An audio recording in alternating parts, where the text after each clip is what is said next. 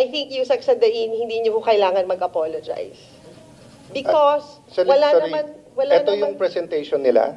Nandyan yung 21.7 billion. If you add the land cost, it's 23 billion. Yeah, but this was submitted by them. But we're talking about... May documentation ba kayo tungkol dun sa land cost? Dumadaan ba sa inyo yung pera ng land cost? See, ang present niya... Mr. Chairman, what we're talking about, building. Hindi yung trabaho... Ma'am, let's calm down so that we can get the numbers right. I showed the video na ang sinasabi niya 5.7. Which mismong yung dokumento... Mr. Chairman, even dun sa document na hawak mo, there's no 23 billion. 21.7 billion and then 23. You're reacting to what Senator Escudero said na 23, which was submitted to us by the SCT, which were all your staff, and which I released to the media. No. And you've been going around saying mali numbers namin. So kung mali, correct it. Pero ang nagbigay ng number sa amin, staff mo, and you've been going around telling people, saan ba namin nanggaling? Eh, nanggaling nga sa staff mo. So, anong problema? Mr. Chairman, ang tinatanong ko, per documentation ng DPWH. Ito documentation nila, 21.7. Is that 21.7 plus 3. Hindi DPWH ang sinabmit ko sa media at hindi yun ang sinabi ni Senator Escudero. Actually, ang sinabi ni Senator Escudero galing sa SCT na mga staff mo. Madam, so what's the issue? Actually, Chairman, para nagkakamali ho ata kayo dun sa presentation nyo dun sa Phase 3. Sa records nyo ba, it's 10 billion? Records answer to to ng me- SCT, Senator Binay, that was given to me by the SCT. Who are your staff? Yes. Wait, So sandali, what's Mr. the problem? Chairman. No, ma'am, ginugulo mo yung hearing eh. Hindi. Wala namang kailangang magulo. Yan ang sinabmit sa akin. So kung sasabihin mo mali, edi ano yung tamang number? Mr. Chairman, Yan po ang sinabmit sa akin. diba ang Galing ng staff mo. pinag-uusapan natin ngayon, yung Yung side ng DPWH? Yes, and ang So, pinag-uusapan namin ni Sec Sadain, yung sinabi niyang 5.7 na 7 Kaya nga, point something I am pala. putting it in the proper context. Kasi to be fair to DPWH, Mali nga talaga sinabi niya, hindi 5.7. It was 7 point you asked something. them to apologize for the 23 No, billion. you're When- mali yung pakinig mo. When- I asked them to apologize for saying it's 5.7 when in fact it was 7 point Mr. something. Chairman, Listen to Can me we first. just go back? Listen to me first. Magkano yung total? Listen to me first, Senator Ang problema Nancy. I'm kasi, still Mr. the chair. Chairman- No, ang problema sa iyo, you keep going around saying, gusto ko makausap si Alan, gusto ko makausap si Cheese. Nagkita pa tayo sa party, may cellphone, hindi mo naman kami kinakausap, tapos manggugulo ka ngayon sa hearing. Let me continue. I told Sec na pinapalabas na walang 23B. Because there's no because he 23B. total, ayan There's yung 23B, oh. Ayan ang 23B. Ayan ang 23B na submitted ng SCT na staff mo, na ikaw nagsabi sa akin na wag kong tanggalin, na Mr. ituloy Chairman, ko. So what's the context. issue? Anong sinabi nyo? Oh. Ang cost ng pagpapatayo ng building ay 23B. Ang sabi ni When- Senator Escudero, so far, ang total cost ng pagkakaroon ng bagong building ay nasa 23 na. That is At not- yun po ang binigay sa akin ng SCT na kasama dyan ang cost ng land. So ano ang issue? Wala naman issue. 23B talaga sinabmit sa amin. If you want to tell me na mali lahat ng staff mo at may iba kang numbers, you're welcome to submit. But how can you argue with what they submitted to me? And how can we argue with what Senate President said? When Because proper context, when yung nag-issue ng statement, ang statement nyo ay from the original core and shell budget of 8.9 billion to a projected completion cost of 23.3 billion. And we're talking about the new Senate building project. Yung may mga component dyan na hindi bahagi ng pagko-construct ng new Senate building. We clarified that. If you were listening, we're clarified. During the time of Senator Lacson, ang sinabi, yung 7th floor pataas, walang fit out. Hindi yun. You're proposing That na is may not- fit out. That is not... So we will consult the 24 senators kung papayag sila ng additional billions for a fit out. So since nandito ka na rin, can you explain the 600 million na landscaping?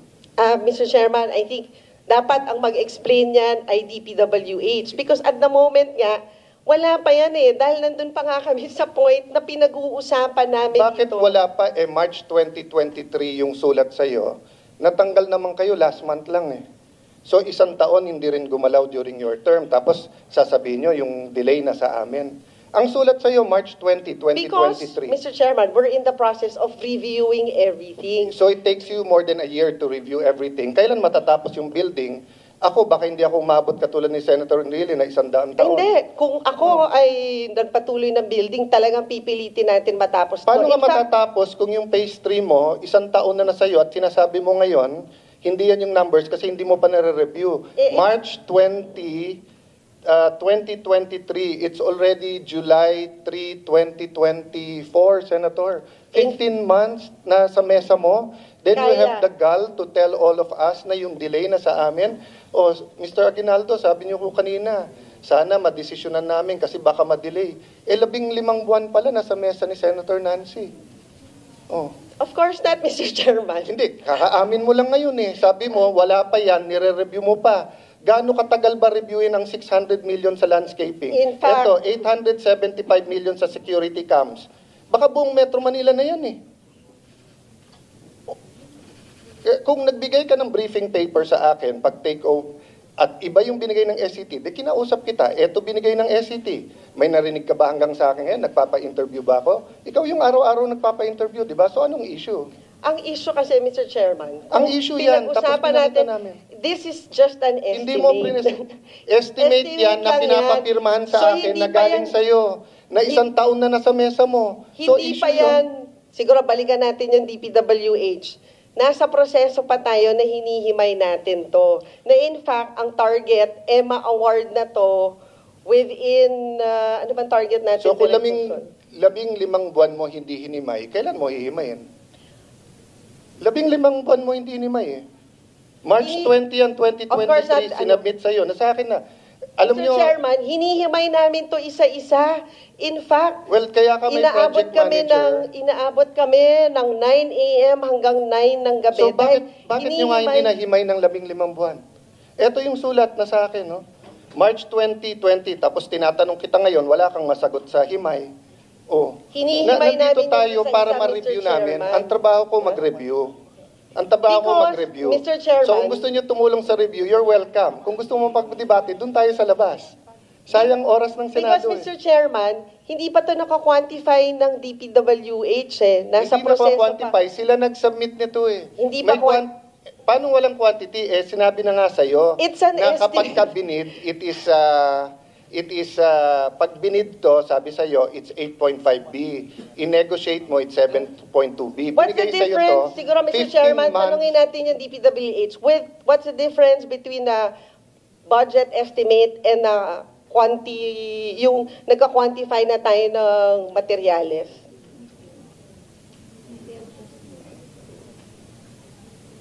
And at the moment, nasa na tayo dun sa proseso. Under review pa rin po. Oh. So, So, di ba? Hindi, siguro, state for the record, what's the difference between a budgetary cost estimate with a detailed cost estimate? Ma'am, nililito mo tao kasi dun sa memo sa'yo nakalagay, i-negotiate nyo na at 7.2B. Ayan, Oy, nandyan. of course not. Nandito sa dokumento sa Mr. inyo. Chairman. 15 months na sa'yo. Mr. Chairman, it's not true. In fact, ang instruction ko is for public bidding because marami ng which you issue. didn't do sa 2.375 billion, di ba? May ano yan, may explanation din yan, Yes, Mr. which is my Chairman. explanation din sa 7.3B. Kaya ako sila tinatanong at kailan kita tinatanong. But the 7 Pero point- tinatanggi mo kahit na 15 months na sa mesa mo, tapos kung ano-ano sinasabi natin sa numero ngayon. So ang point, Senator Binay, do you want to help or gusto lang guluhin to? Kasi from the start, ginugulo mo pati yung credibility ng aming review Di ba? Mr. Chairman, ang goal ko lang matapos ang building na to. At Paano nga hindi siya- matatapos 15 buwan yung hindi phase 3 siya sa mesa mo, maging- wala kang ginawa. Meron- Ikaw na nagsabi ngayon, hindi ko alam yon. Ngayon ko lang nalaman na 15 buwan to na sa mesa mo, wala kang ginawa. May ginagawa tayo, Mr. Chairman. Ano nga ginawa mo? 15 buwan De, unang-una, Hinahanap ko Mr. ngayon. Chairman, hindi ko trabaho mag-quantify. Trabaho ng DPWH mag-quantify. Sinabit na nga sa iyo ng DPWH yung amount. Hinahanap ko yung sulat. Can you help me, Raf? Nasaan yung sulat? Ang dito? submission nila ay Ayan ang linaw-linaw ng sulat, ma'am. Tao na humusga. Ayan, kayo sa media, marami kayong tanong sa akin. Ayan, ayan, Honorable Senator Maria Lourdes Nancy S. Binay, March 20, 2023, forwarded for your information reference WTC package above project 7.359 billion, which was on the memo I gave Senator Escudero. Ayan, based on the persistent approved RDAET. So, ma'am, yung sinasabi mong hindi wala siyang basis, based na siya sa RDAET. And approved DAET plans and covers remaining WTC of the NSBP, except electronics auxiliary work. Costing is based on similar items in phase 1 and 2. Siguro, Mr. Chairman, tanungin natin. Sandali lang. Let me finish kasi importante ito eh. Ano nakalagay dyan? The estimated cost was based on the costing of existing contracts on the assumption it will be awarded through another negotiated contract with the same contractor similar to the successful negotiation of phase 2 contract with the presumption that all conditions and ganyan. Conversely, kung ibibid mo 8.54, ang nag-submit sa iyo to si Sir Assistant Secretary Molano. Nag-retire siya, hinire mo. For 1 month. So, kung wala kang believe sa kanya at hinire mo, nire-recommend nga niya na i-negotiate mo, yan ang amount. So, ba't ka galit na galit sa akin ngayon na nire-review ko yung amount na yan? 15 buwan na sa mesa mo, hindi mo pala ni-review. Wait, Mr. Chairman, hindi ako nagagalit dyan sa amount na yan. Kanina ka pag galit na galit eh. Patapos na kami. Hindi ko nga maintindihan ba, anong issue sa'yo sa 23B? Di ibigay mo sa akin kung ano yung ibang amount, i-release ko sa media na yun yung amount. Yan yung amount na binigay sa akin ng staff mo eh. Kasi di ba ang pinag-uusapan ngayon is magkano ba yung cost of construction of the building? Hindi, ang pinag-uusapan total cost ng buong building. Wala namang bumibili ng bahay na hinahati-hati yung cost.